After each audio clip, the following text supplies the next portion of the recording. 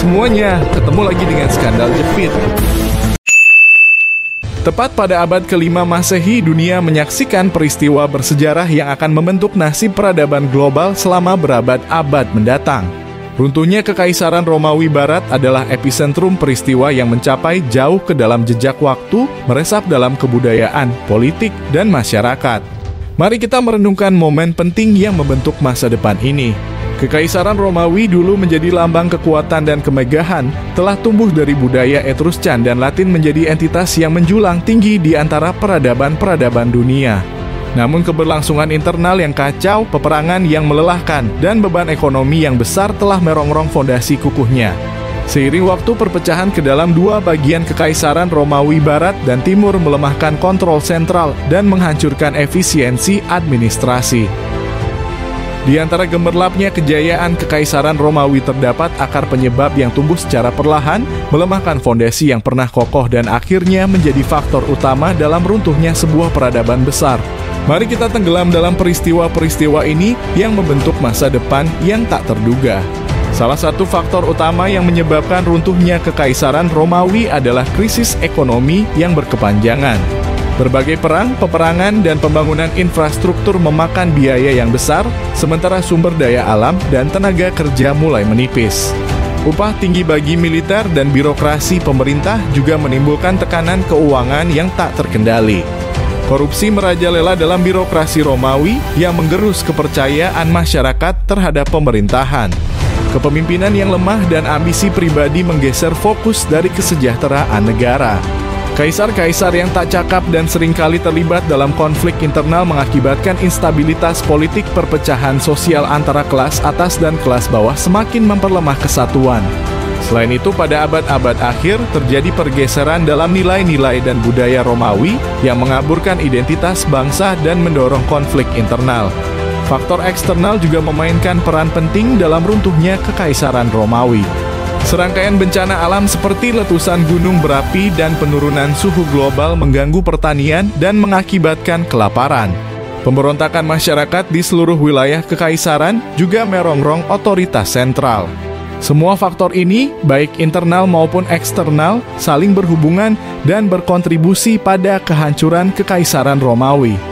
Runtuhnya kebesaran Romawi bukanlah hasil dari satu peristiwa dramatis, tetapi kumpulan masalah yang terakumulasi selama bertahun-tahun.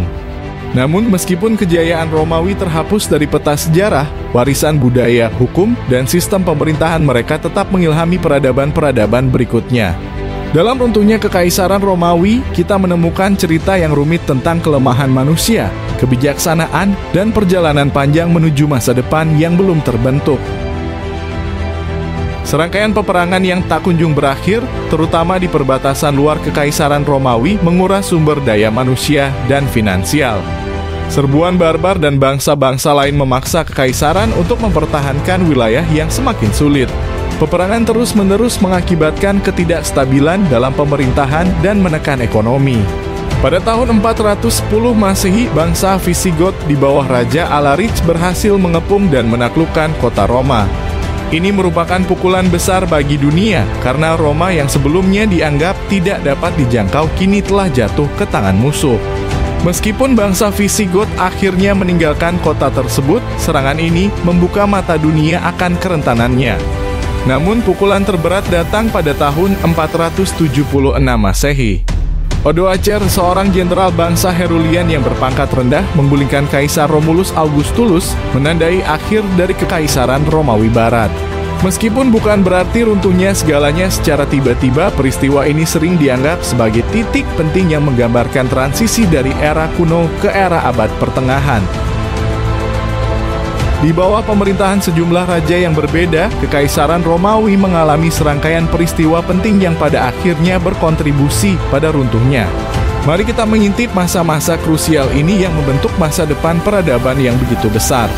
Romulus Augustulus adalah kaisar Romawi terakhir yang memerintah di wilayah barat.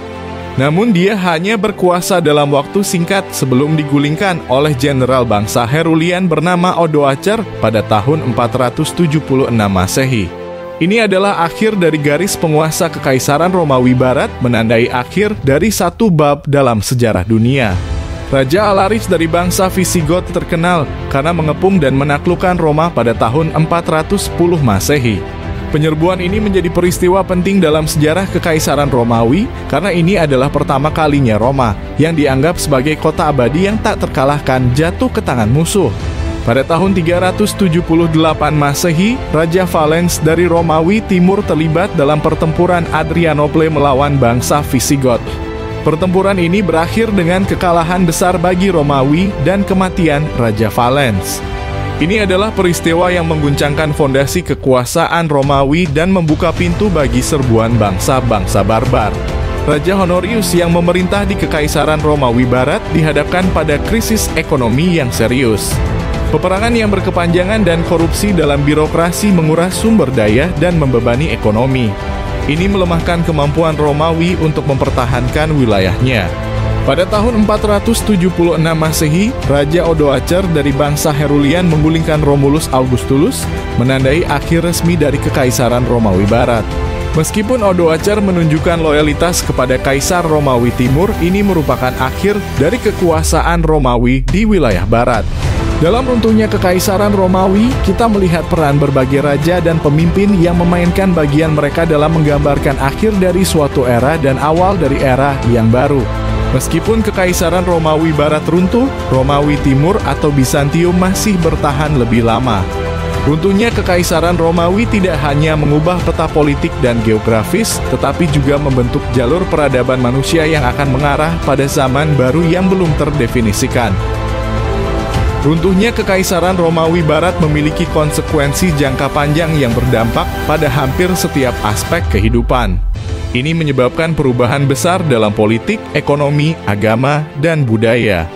Jejak-jejak Romawi masih terasa dalam banyak aspek peradaban modern seperti hukum, bahasa, dan sistem pemerintahan. Sementara Kekaisaran Romawi Timur dalam kurung Bizantium bertahan lebih lama, runtuhnya bagian barat menjadi tonggak penting dalam perjalanan manusia menuju masa depan yang tak terduga. Dalam runtuhnya Kekaisaran Romawi Barat, kita menemukan pelajaran tentang kerapuhan kekuasaan, pentingnya stabilitas dalam pemerintahan, dan dampak yang bisa ditimbulkan oleh serangkaian peristiwa yang tampaknya kecil. Ini adalah kisah tentang kebesaran yang redup, tentang perubahan yang tiba-tiba, dan bagaimana dunia menghadapi masa depan yang belum terdefinisikan.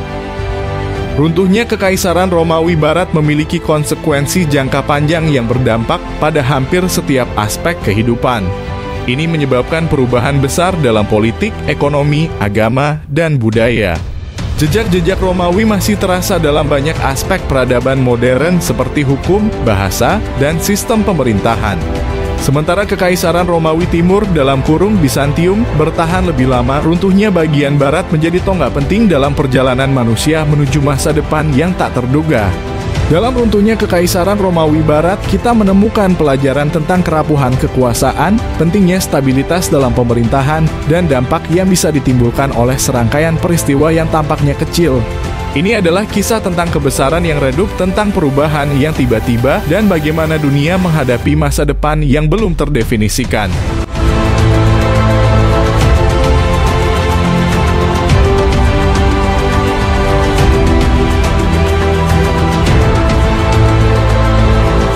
Terima kasih telah menonton tayangan ini. Jangan lupa like, comment, and subscribe untuk membangun channel ini lebih baik lagi. Wassalam.